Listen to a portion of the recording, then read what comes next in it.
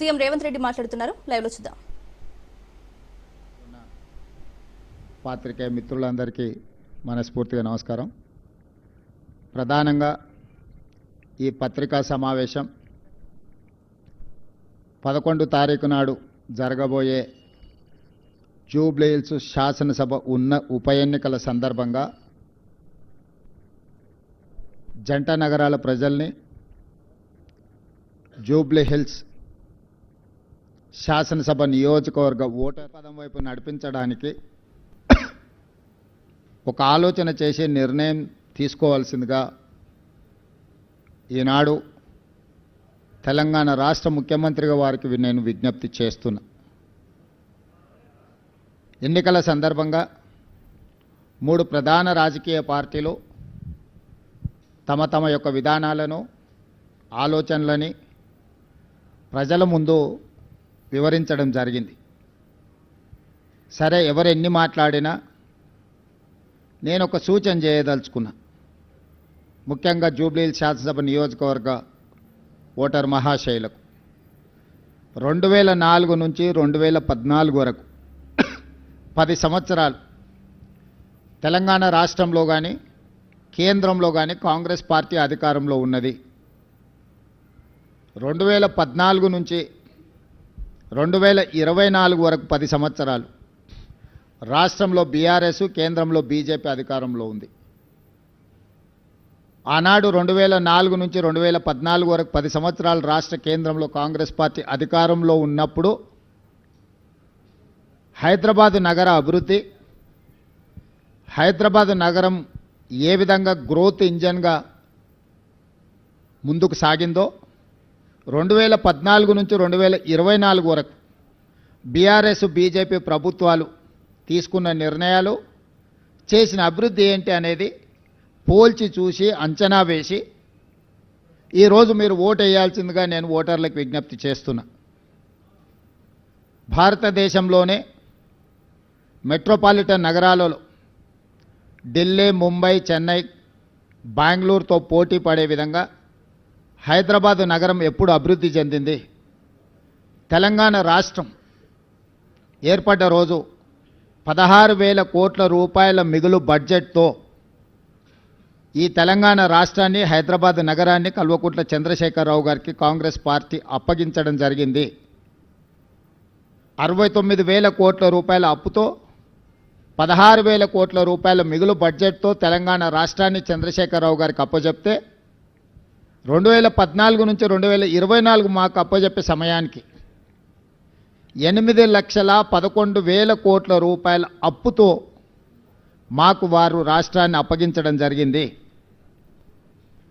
ఆనాడు కాంగ్రెస్ పార్టీ అధికారంలో ఉన్నప్పుడు ఈరోజు కనిపిస్తున్న అభివృద్ధి మొత్తం తెలంగాణ రాష్ట్రాన్ని ఆర్థికంగా నిలబెట్టి ప్రపంచ ముఖచిత్ర పటంలో గుర్తింపు తీసుకొచ్చిన ప్రాజెక్టులన్నీ కూడా ఈ నగరంలో నిర్మించినవి కాంగ్రెస్ పార్టీ రాష్ట్రంలో, కేంద్రంలో అధికారంలో ఉన్నప్పుడు. ప్రధానమంత్రిగా మన్మోహన్ సింగ్ గారు, ఉమ్మడి రాష్ట్ర ముఖ్యమంత్రిగా డాక్టర్ వైఎస్ రాజశేఖర రెడ్డి గారు, అంతకంటే ముందు కొనసాగించిన తెలుగుదేశం పార్టీ ప్రణాళికలను ముందుకు తీసుకెళ్లడమే కాకుండా ఈ నగరాన్ని ఒక గొప్ప నగరంగా, మహానగరంగా తీర్చిదిద్దిన మాట వాస్తవం కాదా? ఈనాడు కనిపిస్తున్న హైదరాబాద్ నగరంలో ఉన్న hitech city, outer ring road, అంతర్జాతీయ airport, metro rail, Krishna Godavari జలాల తాగునీటి పథకాల ప్రణాళికలు, అదేవిధంగా విద్యకు సంబంధించి ఒక నాలెడ్జ్ హబ్గా తయారు చేయాలని ఐఎస్బి, నల్సర్ యూనివర్సిటీ, IIIT ఇట్లాంటి గొప్ప విద్యా సంస్థల్ని ఆనాడు కాంగ్రెస్ పార్టీ ఈ రాష్ట్రానికి, నగరానికి తీసుకొచ్చింది. ఎక్కడ కూడా వివక్ష చూపించకుండా తెలుగుదేశం పార్టీ ఆలోచనలో అవసరమైన అభివృద్ధిని ఆ 10 సంవత్సరాలు కాంగ్రెస్ పార్టీ కొనసాగించడం వల్ల ఈరోజు అంతర్జాతీయ ప్రమాణాలతో కూడుకున్న నగరంగా 16,000 కోట్ల రూపాయల మిగులు బడ్జెట్తో తెలంగాణ రాష్ట్రాన్ని చంద్రశేఖరరావు గారికి అప్పచెప్పినాము. మీడియా మిత్రులకు ఈరోజు నేను విజ్ఞప్తి చేస్తున్నా, ఈ గ్రోత్ ఇంజన్స్ మొత్తం కాంగ్రెస్ పార్టీ తీసుకొచ్చినాయి కదా.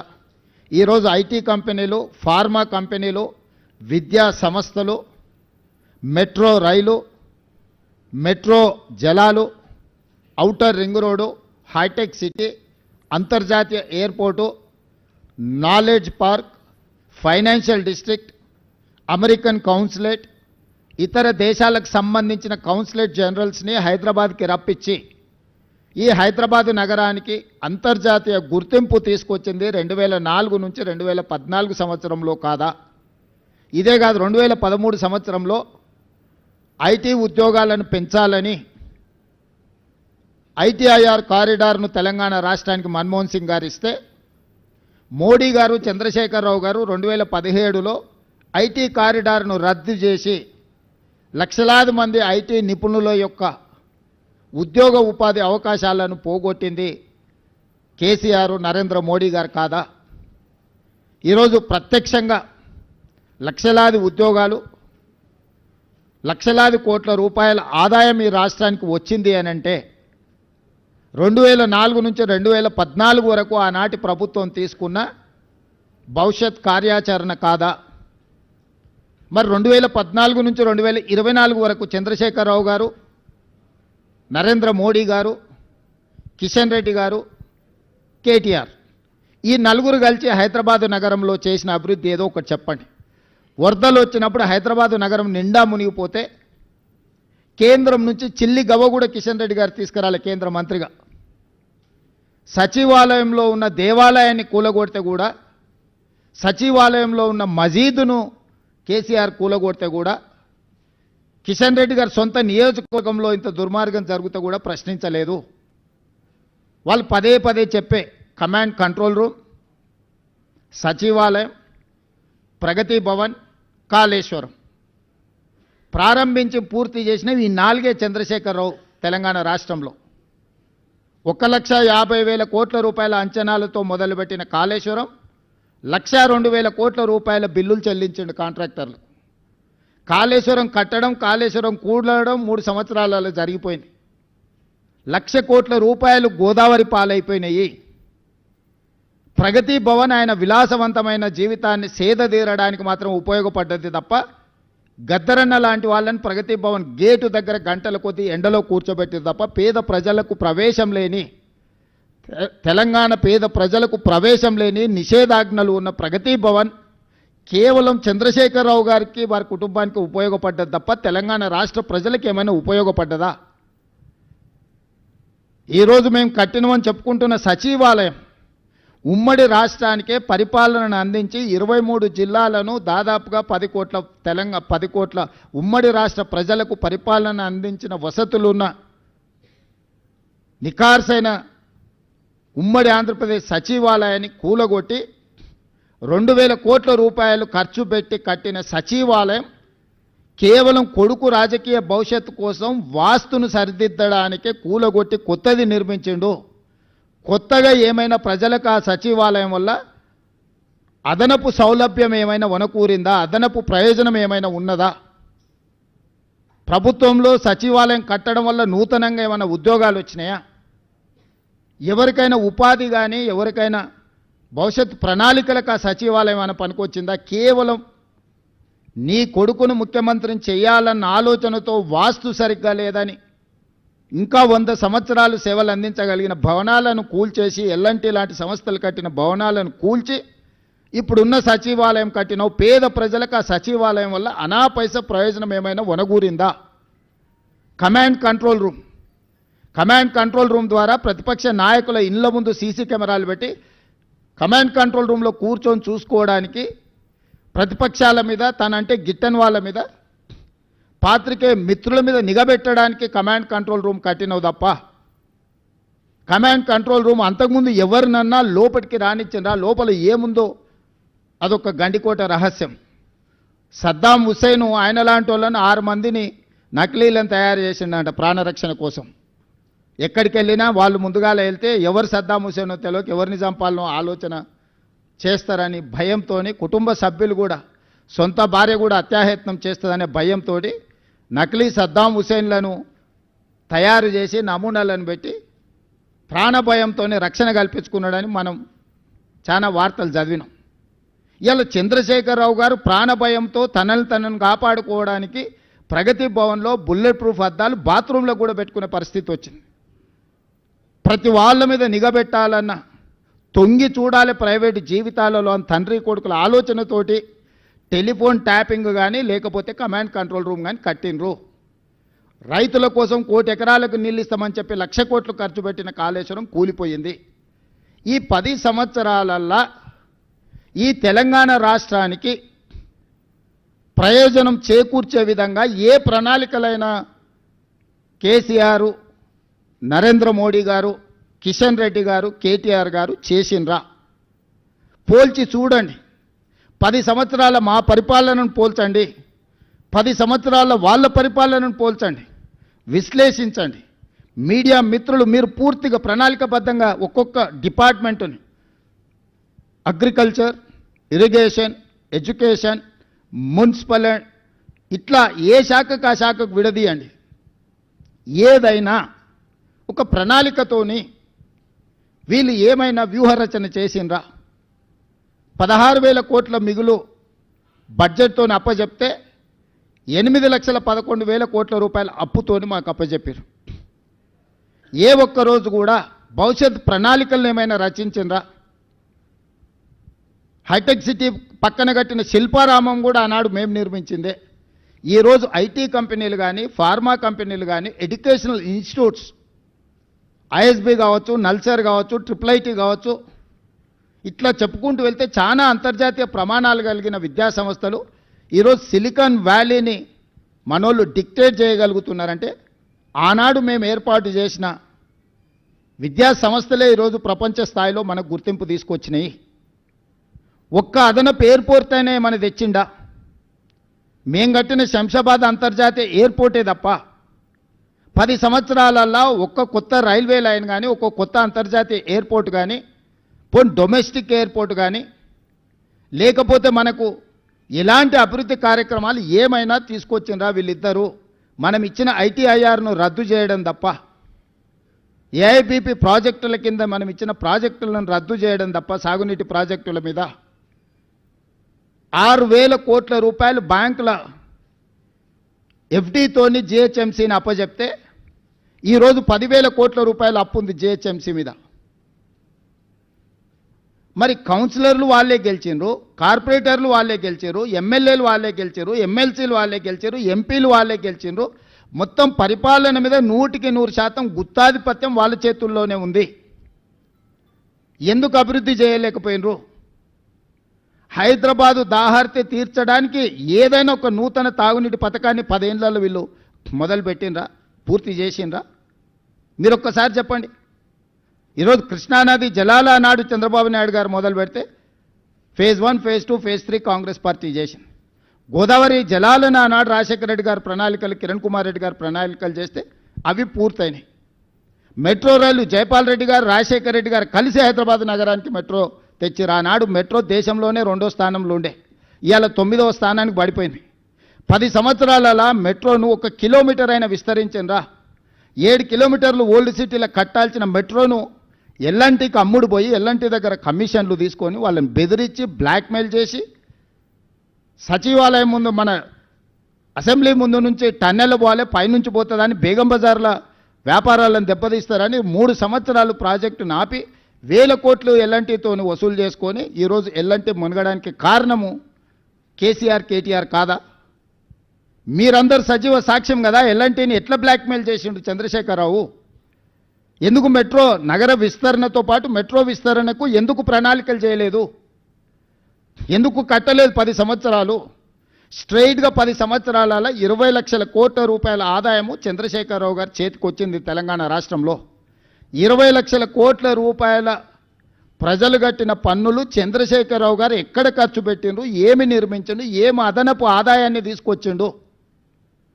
మా 10 సంవత్సరాలు మేము నికార్సుగా ఈరోజు నేను చెప్తున్నా, ప్రతి ఒక్కటి మిమ్మల్ని నేను తీసుకెళ్ళి చూపిస్తా. అంతర్జాతీయ ఎయిర్పోర్ట్ కానీ, ఔటర్ రింగ్ రోడ్ కానీ, హైటెక్ సిటీ చుట్టూతో వచ్చిన ఐటీ కంపెనీలు కానీ, ఎడ్యుకేషనల్ ఇన్స్టిట్యూట్స్ కానీ,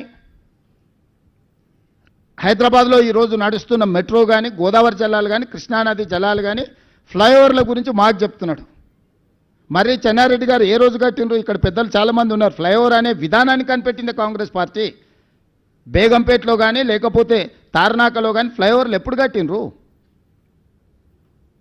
పోనీ నువ్వు కట్టి పూర్తి చేసిన ఫ్లైఓవర్లు ఎన్ని ఉన్నాయో చెప్పు. మేము కట్టిన ఔటర్ రింగ్ రోడ్డును పల్లి బఠానీలకు అమ్మేసుకొని పారిపోయినావు నువ్వు. పొయ్యే ముందల క్లోజింగ్ సేల్స్ కింద లక్షల కోట్ల విలువైన ఔటర్ రింగ్ రోడ్డుని 7,500 కోట్లకు అమ్మేసింది.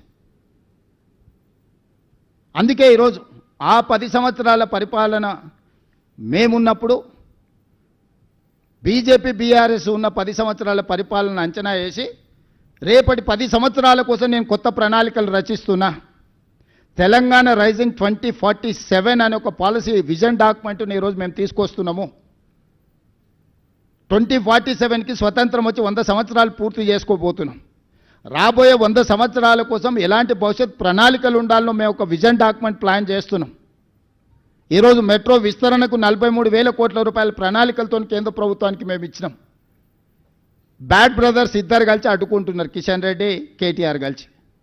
ఆనాడు హైదరాబాద్ నగర అభివృద్ధి కోసం కొట్లాడిన వాళ్ళని హైదరాబాద్ బ్రదర్స్ అనేటోళ్ళు శశిధర్ రెడ్డిని, మరి జనార్దన్ రెడ్డిని. హైదరాబాద్కి తాగునీళ్ళు కానీ, హైదరాబాద్ నగర విస్తరణ కోసం కానీ, హైదరాబాద్లో ఉండే పేదవాళ్ళ కోసం, నిత్యం ప్రజల కోసం ఆనాడు ప్రయత్నం చేసిన పీజేఆర్, శశిధర్ రెడ్డిని హైదరాబాద్ బ్రదర్స్ అనేది. ఈరోజు అభివృద్ధిని అడ్డుకుంటున్న కిషన్ రెడ్డిని, కేటీఆర్ను ఈ నగరవాసులు బ్యాడ్ బ్రదర్స్ అని అంటున్నారు.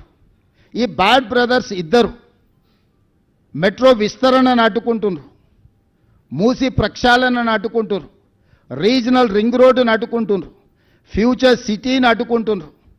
మేము ఈరోజు గోదావరి జలాలు 20 టీఎంసీలు నగరానికి తేవాలంటే వాటిని అడ్డుకుంటారు. హైదరాబాద్లో కట్టాలనుకున్న ఫ్లైఓవర్లు కానీ, అండర్ పాస్లు కానీ, ఎలివేటెడ్ కారిడార్లను అడ్డుకుంటారు. ఈనాడు 30 సంవత్సరాల నుంచి పెండింగ్ ఉన్న కంటోన్మెంట్ నుంచి షామీర్పేటకు కావాల్సిన ఎలివేటెడ్ కారిడార్, కంటోన్మెంట్ నుంచి మేడ్చల్కు వెళ్లాల్సిన ఎలివేటెడ్ కారిడార్లు ఇవాళ మేము తెచ్చి 5,000 కోట్ల రూపాయలతో పనులను ప్రారంభించినాం. కొన్ని దశాబ్దాల కోరిక. మొత్తం ఉత్తర తెలంగాణ మొత్తం ఈ 2 ఎలివేటెడ్ కారిడార్ల మీదనే ఆధారపడ్డది. హైదరాబాదు నగరం మొత్తం అటువైపు విస్తరించింది. ఇవాళ 1 కోటి జనాభా ఉంటే 50 లక్షల జనాభా ఆ పక్కనే ఉంది నగరంలో. కరీంనగర్, ఆదిలాబాద్ నుంచి మొదలు పెడితే ఉత్తర తెలంగాణ మొత్తం ఆ 2 ఎలివేటెడ్ కారిడార్ల మీద ఉంది. 10 సంవత్సరాలు మీరు అనుమతి ప్రయత్నం చేయలేదు. కేవలం సచివాలయం కోసం ఆర్మీ ల్యాండ్ని 50 ఎకరాలు ఇవ్వలేదని వాళ్ళతో పంచాయతీ పెట్టుకొని పక్కన పెడితే వచ్చిన 100 రోజుల్లోనే ఆ సమస్యను పరిష్కరించి ఈరోజు ఆ ఎలివేటెడ్ కారిడార్లకు ఈరోజు ప్రణాళికలు వేసి మేము ముందుకు వెళ్తున్నాం. బేగంపేట ఎయిర్పోర్ట్ మధ్యలో నుంచి అండర్ పాస్, అండర్ టనెల్ ఈరోజు రోడ్లకు అనుమతులు తీసుకొచ్చిన నేను. ఇవాళ వరంగల్ ఎయిర్పోర్ట్కి అనుమతి తెచ్చినాం, ఆదిలాబాద్ ఎయిర్పోర్ట్కి అనుమతి తీసుకొచ్చినాం. ఈరోజు భద్రాద్రి, కొత్తగూడెం, రామగుండం ఎయిర్పోర్ట్లకి ఇంకో 2 అదనపు ఎయిర్పోర్ట్ల కోసం ఈరోజు ప్రయత్నం చేస్తున్నాం. ఈరోజు తెలంగాణ రాష్ట్రానికి పోర్టు లేకపోవడం వల్ల ఈవీ ఇండస్ట్రియల్ డెవలప్మెంట్ ఆగిపోతే కేంద్ర ప్రభుత్వాన్ని, ఆంధ్రప్రదేశ్ ప్రభుత్వాన్ని ఒప్పించి మచిలీపట్నానికి greenfield national highway 12 lanes road వేసి ఈరోజు మనకు పోర్టు లేని లోటును తీర్చి మచిలీపట్నం పోర్టు నిజాం కాలంలో ఉన్న పోర్టుకి ఈరోజు మనం అనుసంధానం చేస్తున్నాం. ఈరోజు రేడియల్ రోడ్స్ వేస్తున్నాం. ఈరోజు శ్రీశైలం ఎలివేటెడ్ కారిడార్ నేషనల్ హైవేతో పాటు శ్రీశైలం టైగర్ రిజర్వ్ ఫారెస్ట్లో 56 కిలోమీటర్ల ఎలివేటెడ్ కారిడార్కి ఈరోజు కేంద్రం నుంచి అనుమతి తీసుకొచ్చినాం. ఈరోజు హైదరాబాద్ ఎయిర్పోర్ట్ నుంచి కొడంగల్కి డెడికేటెడ్ హైవే వేస్తున్నాం. ఈరోజు ఎన్నో ఇండస్ట్రియల్ పార్కుల కోసం ల్యాండ్ ఎక్విజిషన్ ఒక స్ట్రీమ్ లైన్ చేసినాం. ఎన్ని జీసీసీ కంపెనీలను తెచ్చినామంటే నేను ఛాలెంజ్ చేస్తున్నా, ఫార్చ్యూన్ 500లో ఇవాళ 70% జీసీసీ కంపెనీలు ఇండియాకు వచ్చిన దాంట్లో ఓన్లీ హైదరాబాద్ నగరానికి కాంగ్రెస్ పార్టీ అధికారంలోకి వచ్చిన తర్వాత తీసుకొచ్చినాం. వ్యాన్గార్డ్ కానీ, మెక్డొనాల్డ్స్ కానీ, ఎల్ఈలిల్లీ కానీ, అమెరికన్ ఎయిర్లైన్స్ కానీ, నేను కంపెనీల డీటెయిల్స్ అన్నీ మీకు ఇస్తా. ఎల్ఈలిల్లీ ఈరోజు $1 బిలియన్ ఫార్మాలో ఇన్వెస్ట్మెంట్ ఈరోజు తీసుకొచ్చినాం తెలంగాణ రాష్ట్రానికి.